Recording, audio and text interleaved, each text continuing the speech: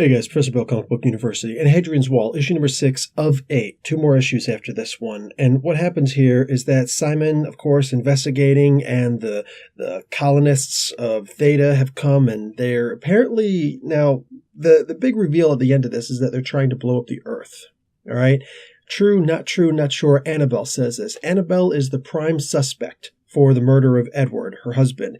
We also find out that when Annabell left Simon for Edward, who was Simon's boss, that she kept a hold of the ring that Simon's mother gave to him to give to Annabell. And he just wanted that back. Of all things, he just wanted that back. Now, we know that he was a drunk. We know that he had problems. Maybe he was cheating, not sure. But the big reveal here is that when he got shot, was that 6 times in the chest? Because he went over to their house. It turns out that he was just going back to retrieve the ring, and they were supposed to be on vacation. So he wasn't trying to do anything nefarious or anything untowards. So, and Edward was just a couple feet away, and he was pretty clearly able to see that it was actually Simon.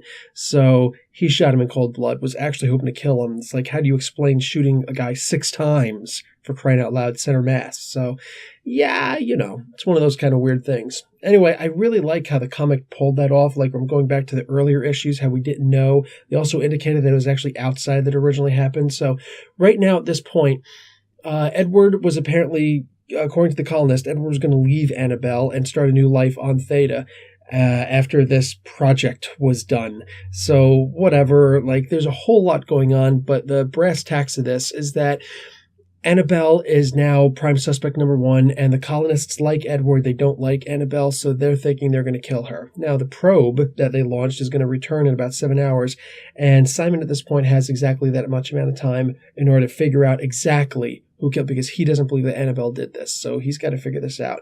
And they're also going to try and get the communications tower working again, so they can send a message to Earth. Anyway, guys, I'm going to give this comic a B-. This was very fun. I enjoyed the art. Some of the art is blocky and, whatever. It looks like it's a lot older than it should be, but actually, I like it's not necessarily a vintage look, but there's a lot of paints involved in this, and it's just, sometimes, very few times it doesn't work, but for the most part, I should say, it works really well. And it's just so good that it almost completely overshadows the times that it doesn't.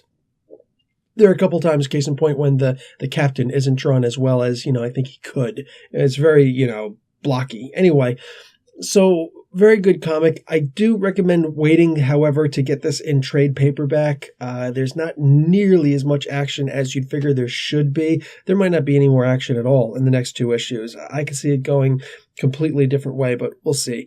Either way, I'm enjoying this comic a lot. I do think this is going to be perfect for trade paperback. Honestly, for a person who likes indie comics and things like that, I think that this would be a great gift.